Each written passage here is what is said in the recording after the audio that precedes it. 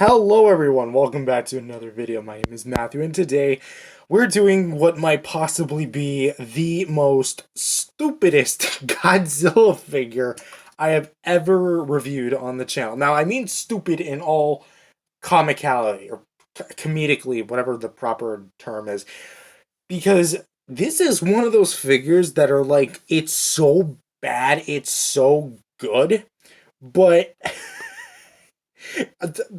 in the near 10 years I have been getting Godzilla figures and collecting them, this has to be the strangest one I've ever seen. And I know there's such thing like the Doom Island one from Trendmasters, you know, the one that like has the guts coming out, and there's like a big battering ram. I think that was on Destroyer, or it was either Godzilla. I think both of them had it, and then they had like these big like things on the back. This is funny, modern day Godzilla. This is the funniest one you can get on the market. So let's see if funny really means good. So we're going to be using this, usually based in two parts, about each of the figures, because there is technically two going on. But let's go ahead and take a look at this. I haven't even said the name of this figure yet. It's the Titan Evolution Godzilla from Godzilla Kong the New Empire. Yes, the X is silent. The overall mold is definitely the standard Playmates mold, you know, with the standard blue spray and the charcoal black color scheme, the basic blue eyes that surprisingly have no pupils, and the one noted pink tongue. And really, that's all the coloring. I mean, that's kind of it. But it is bigger, it's bulkier, it's a big rubber sack that goes over an actual figure. We'll talk about that in just a sec, but for the mold of the rubber suit, it's not bad. Like, honestly, they could have done a lot worse of a job with this. I will say the spines look more 2014 than KOTM in versus Kong, but then again, how are you going to really do the gimmick with the exact fins that look like that? Also, the arms are beefened up to really give Kong a run for his money. Like, you want to talk about evolution? This is what evolution looks like. Also, we've got like a little pouch in the rib area, kind of abdomen. Then the legs. The legs are probably the most normal looking thing about this figure. I mean, they're big, they're bulky, they have the correct shape. Maybe a bit too bulky. They kind of look like pants you'd see in like the 80s or 90s, potentially.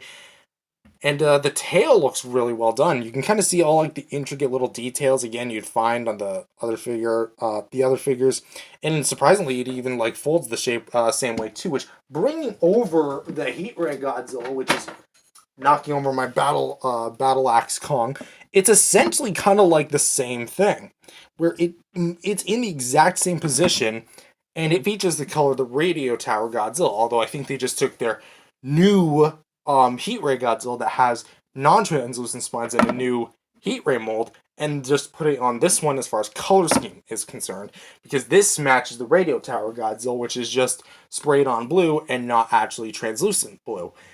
Which I really gotta say, I wish it was translucent so you could see the figure underneath. Then again, that kind of ruined the whole point of like actually peeling off the skin now, wouldn't it? But yeah, it's obviously made of a big rubber. Also tracks a lot of dust and lint. As you can see by the dog fur that I have on this, because I do have dogs. And let's get the Heat Ray Godzilla out of here. This is not your review. You had your review years ago. Who knows? Maybe I might re-review it again. But as it stands, it's not bad. Like, especially the detail. I hate to say this, but the detail might actually be better on this than Shimu. Yeah, I said it. The detailing here is wonderful. And honestly, even though it's not the most eye-catching, it's certainly there. Like, you can definitely tell that the detail is, well, there. And even though the arms detail, they do get somewhat lost thanks to the girth of them, having them stretched out and everything, both literally and figuratively, it's still there, and it looks actually kind of good. That's what I don't like, is that this thing looks good. It's so goofy. Again, legs are beefed up. Nothing at the bottom of the feet.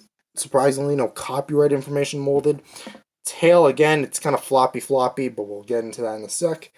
And, yeah, that's, the tail, again, really has nothing else to go over. I will say, again, they kind of simplified the spines here, kind of made it more like generic, kind of like triangular spines and less like these type of spines, which actually have some jaggedness to them.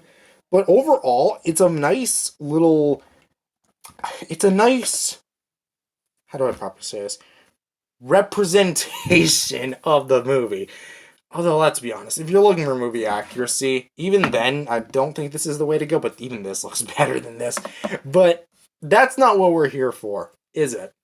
Well, let's talk about posability, because I'm not taking the figure out and then putting it back in just to talk about posability once more. The figure has, obviously, the main figure underneath, but has nothing at the head, and even though the interior mouth can close, this one cannot. And no matter how hard you try to dig that thing in there, it's not going to close with it, so it's perma-open. The arms actually do rotate, and they do go in and out. However, do be careful that if you rotate the arms like a little bit too much, it'll definitely look really weird. Especially if you go like that, you'll start to see like the flaps starting to expose the figure underneath. That's probably not what you want, but at the same time, it probably is what you want. Legs can actually kick up. The legs are probably the most expressive part about it. They can kick up about that far, go backwards about that far, and can actually rotate side to side, which I think is an incredible little detail. And same thing with the other leg. Let's go. It has the same amount of posability, forwards about that far, backwards about that far, and can twist at the foot. And the tail is actually disconnected inside of the body because it's not long enough, which is weird to say. But it does not have any posability, although it is very much rubber. So if you want to like hold a position, just kind of like dig it to one side and then you can kind of get it, but it's not a bendy wire or anything. It's just purely flexible rubber. But yeah, that's as far as posability is concerned. Now, let's talk about accessories or gimmicks, because we all know what comes next. I mentioned it, and here's how to do it. There's already a video explaining it, and if you really need it, just scan the QR code that's on the packaging of this figure. But you essentially open up this trap door, you'll already see it, raise up Godzilla's arm like this, as if you're trying to tell, like, say, your younger sibling, so, I don't know, raise up his arms. Yeah. So there you go, raising Godzilla up like that. You can already start to see the face.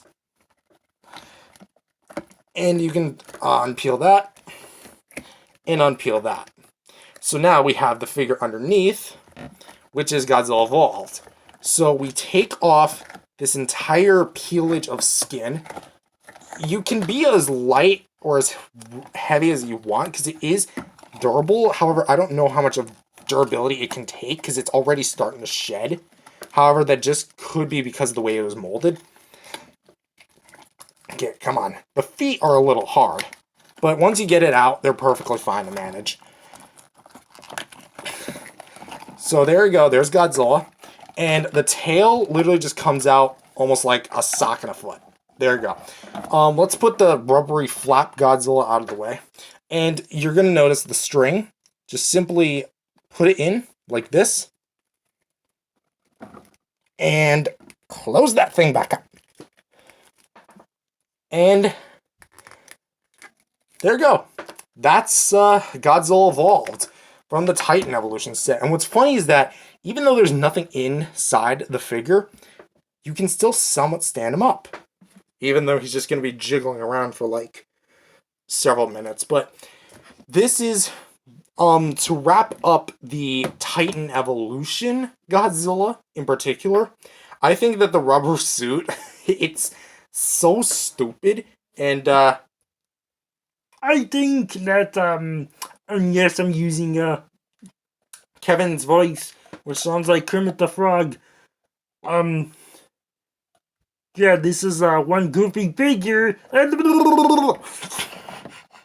Okay, I'm letting my I'm letting my inner child get to me. Ooh, my autism's gonna have a field day with this thing, isn't it? Oh boy, on to the actual figure.